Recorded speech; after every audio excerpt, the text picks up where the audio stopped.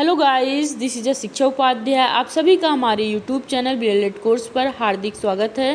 Guys, आज के session में हम डिस्कस करने वाले हैं म्यूनिसिपल बॉडीज़ यानी नगर निगम या नगर निकाय के बारे में। तो चलिए गाइस, बिना किसी देरी के स्टार्ट करते हैं नगर निगम के बारे में। और हम पहले बेसिक जानकारी लेते हैं कि नगर निगम जो है ये कहाँ से आया है या इसकी स्थापना कब हुई थी। इन सब के बारे में हम सभी जानकारी आप लोगों के साथ शेयर करेंगे। तो चलिए गाइस देखते हैं। तो गाइस, आप लोग नाम सुने होंगे लोकल सेल्फ गवर्नमेंट यानी स्थानीय स्वशासन के बारे में। किसके बारे में? स्थानीय स्वशासन के बारे में। स्थानीय स्वशासन जिसको इंग्लिश में कहते हैं लोकल सेल्फ गवर्नमेंट। तो इसके दो पार्ट होते हैं। कितने पार्ट होते हैं? दो पार्ट होते हैं। एक होता है ग्रामीण क्षेत्र यानी रूरल एरिया में। ग्रामीण क्षेत्र, यहाँ मात्रा नहीं है, ग्रामीण क्षेत्र है। और एक है अर्बन एरिया यानी नगरीय क्षेत्र। कौन सा एरिया? नगरीय यानी रूरल एरिया। एक रूरल एरिया है और एक अर्बन एरिया है। रूरल एरिया यानी ग्रामीण, और फिर उसके बाद नगरीय क्षेत्र यानी कि अर्बन एरिया। तो गाइस, जो रूरल है यानी ग्रामीण है, इसके अंतर्गत 3 पार्ट आता है। एक आता है जिला परिषद या उसको जिला पंचायत भी बोलते हैं यानी डिस्ट्रिक्ट लेवल का। किस लेवल का? डिस्ट्रिक्ट लेवल का। फिर उसके बाद आता है इसमें पंचायत समिति या जनपद पंचायत का। पंचायत समिति या जनपद पंचायत का, जिसको कहते हैं ब्लॉक लेवल। यानी कि एक होता है डिस्ट्रिक्ट लेवल का, एक होता है ब्लॉक लेवल का, और फिर उसके बाद थर्ड होता है इसमें ग्राम पंचायत यानी कि विलेज लेवल का। डिस्ट्रिक्ट लेवल, ब्लॉक लेवल और फिर उसके बाद विलेज लेवल यानी कि जिला पंचायत या जिला पंचायत, और फिर उसके बाद पंचायत समिति या जनपद पंचायत यानी जिला पंचायत, जनपद पंचायत, ग्राम पंचायत। डिस्ट्रिक्ट लेवल का, ब्लॉक लेवल का, फिर उसके बाद विलेज लेवल का। ये ग्रामीण यानी रूरल एरिया का पार्ट हो गया।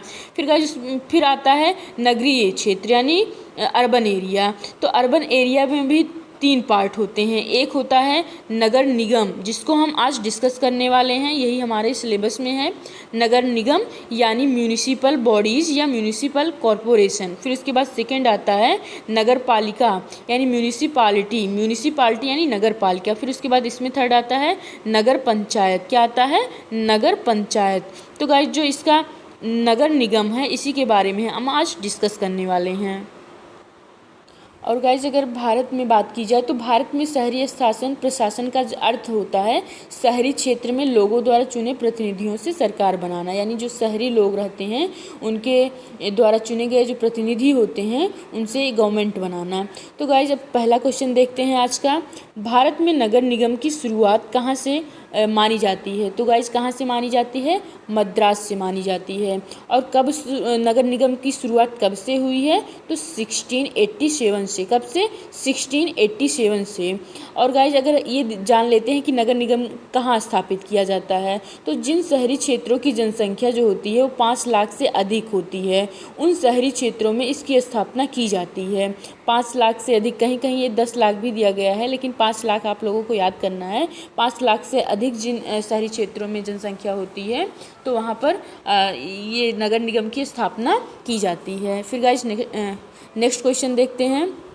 कलकत्ता में नगर निगम, कलकत्ता और बम्बई यानी दोनों स्थान में नगर निगम की शुरुआत कब हुई थी? तो गाइस, इसमें नगर निगम की शुरुआत 1726 से हुई थी। कब हुई थी? कब से? 1726 से। फिर गाइस, नेक्स्ट क्वेश्चन है नगरीय स्वशासन की सबसे बड़ी उच्च स्तर की संस्था कौन सी है? तो गाइस, नगरीय स्वशासन की सबसे बड़ी एवं उच्च स्तर की संस्था जो है वो नगर निगम है। म्यूनिसिपल बॉडीज जिसको कहते हैं, जो हम पढ़ने जा रहे हैं या पढ़ रहे हैं, वही नगरीय स्वशासन यानी लोकल सेल्फ गवर्नमेंट की सबसे बड़ी या उच्च स्तर की संस्था है। और अगर बात करें तो सबसे निम्न स्तर की कौन सी है, यानी सबसे निम्न स्तर की संस्था कौन सी है? तो नगर पालिका सबसे निम्न स्तर की है, और बीच का जो है मध्य स्तर का है नगर पंचायत। यानी सबसे उच्च नगर निगम है, मध्य में नगर पंचायत है, और फिर उसके बाद सबसे निम्न नगर पालिका म्यूनिसिपालिटी का है। फिर गाइस, नेक्स्ट क्वेश्चन है नगर निगम यानी म्यूनिसिपल बॉडीज़ के प्रशासनिक अधिकारी को क्या कहते हैं, यानी जो एडमिनिस्ट्रेटिव जो ऑफिसर्स होते हैं उनको क्या कहते हैं। तो गाइज उनको नगर निगम आयुक्त और नगर निगम कमिश्नर ये दोनों कहते हैं, यानी तीसरा ऑप्शन या बोथ सही हो जाएगा। नगर निगम आयुक्त और नगर निगम कमिश्नर ये दोनों की दोनों आंसर सही हो जाएंगे। तो गाइज इसका आंसर हो जाएगा थर्ड, यानी नगर निगम आयुक्त या कमिश्नर। फिर गाइज इसके बाद नेक्स्ट है वर्तमान समय में कुल नगर निगमों की संख्या कितनी है। तो गाइज वर्तमान समय में कुल नगर निगमों की संख्या कितनी है, 10 है। कितनी है, 10 है। और गाइज अगर बात किया जाए जो स्थानीय स्वशासन होता है यानी कि लोकल सेल्फ गवर्नमेंट यानी स्थानीय स्वशासन जिनके ये पार्ट हैं, तो उनके जनक की अगर बात की जाए तो उनके जनक हैं लॉर्ड रिपन। कौन है, लॉर्ड रिपन। हो सकता है कि आपके एग्जाम में पूछ लिया जाए कि लॉर्ड रिपन कौन है, तो वो हैं लोकल जो है यानी कि स्थानीय स्वशासन जो है, तो उसी के ये जनक कहे जाते हैं। फिर गाइस नेक्स्ट क्वेश्चन देखते हैं। नगर निगम यानी म्यूनिसिपल बॉडीज या म्यूनिसिपल कॉरपोरेशन के अध्यक्ष को क्या कहा जाता है। तो इनके अध्यक्ष को महापौर और मेयर ये दोनों कहा जाता है। तो तीसरा ऑप्शन आपका सही हो जाएगा। फिर गाइज नेक्स्ट क्वेश्चन है नगर निगम के अध्यक्ष मेयर को शपथ कौन दिलवाता है। तो गाइज नगर निगम के जो अध्यक्ष जिनको मेयर कहा जाता है उनको शपथ दिलवाते हैं उस जिला के जिला कलेक्टर यानी डिस्ट्रिक्ट कलेक्टर उनको शपथ दिलवाते हैं। और गाइज अगर बात किया जाए जो नगर निगम के अध्यक्ष यानी मेयर होते हैं ये त्यागपत्र के मतलब कैसे देते हैं, तो त्यागपत्र किनको देते हैं, तो ये संभागीय जो आयुक्त होते हैं वो अगर इनको त्यागपत्र देना है तो संभागीय आयुक्त को ही सौंपेंगे। किसको सौंपेंगे, संभागीय आयुक्त को सौंपेंगे।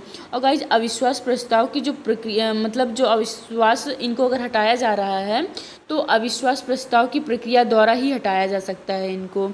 जैसे कि अविश्वास प्रस्ताव तब लाया जाता है कि जब इनके कार्यों से इनके जो साथ के लोग हैं या साथ के जो अधिकारीगण हैं वो संतुष्ट ना हो या इनके कार्यों से जनता खुश ना है, तो इनको अविश्वास प्रस्ताव की प्रक्रिया द्वारा हटाया जाता है, जो कि समय से पूर्व हटाया जा सकता है। वैसे तो इनका कार्यकाल 5 वर्ष का माना जाता है, लेकिन ये अविश्वास प्रस्ताव के द्वारा ये समय के पूर्व भी हटाए जा सकते हैं। और गाइस जो अविश्वास प्रस्ताव है उसको लाने की प्रक्रिया है कि 1/3 अध्यक्षों के 1/3 जो अध्यक्ष हैं उनके हस्ताक्षर होने चाहिए। क्या होने चाहिए, हस्ताक्षर होने चाहिए।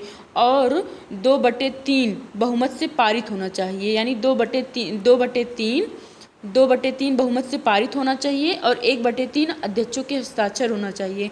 तो ये अविश्वास प्रस्ताव को पारित करने की जो प्रोसेस होती है ये है, इसके द्वारा ही इनको हटाया जा सकता है।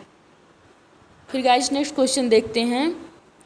नगर निगम यानी म्यूनिसिपल बॉडीज़ को और किस नामों से जाना जाता है। तो गाइज नगर निगम जो म्यूनिसिपल बॉडीज़ है उसको सिटी कॉरपोरेशन यानी महानगर पालिका और म्यूनिसिपल कॉरपोरेशन यानी महानगर निगम इन दोनों के नामों से जाना जाता है। तो गाइज इस थर्ड ऑप्शन सही हो जाएगा, फर्स्ट एंड सेकंड बोथ।